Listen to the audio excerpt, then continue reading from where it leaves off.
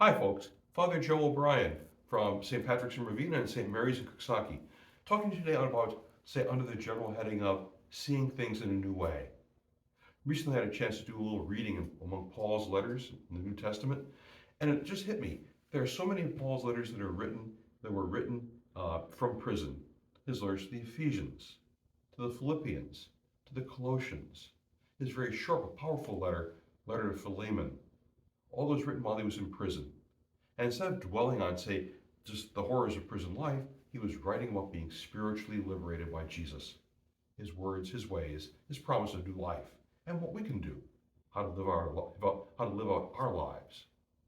You know, for 20th century writers, when we talk about letters from prison in the United States, people remember Dr. Martin Luther King's letter from Birmingham jail. In Europe, the letter people talk about is from a Lutheran pastor named Dietrich Bonhoeffer, who wrote in the 1940s while he was in a Nazi concentration camp. And Bonhoeffer, well, he was writing about, say, how he was watching people in society just stand back passively as people were being rounded up and taken away. And he wrote about how they first came to take the Jews and the gypsies and the mentally ill and the gays and the college professors and the intellectuals and the leaders in towns.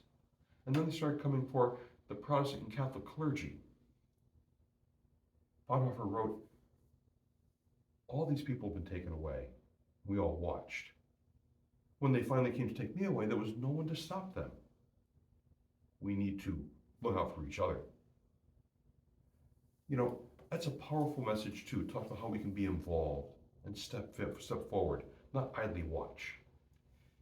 One of the things we've noticed in Catholic parish life in the last 40 years is that with a declining number of priests, there's been a pressure to merge parishes, bring them together, close the parishes, end up with fewer parishes to correspond with smaller number of priests.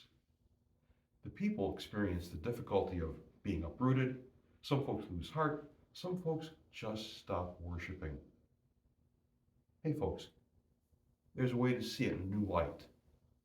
Rather than think about continuing just closing parishes, merging parishes, pushing them aside, what if we spent some energy working on networks of parishes, like we're trying to do here with Ravenna and with the Greene County parishes?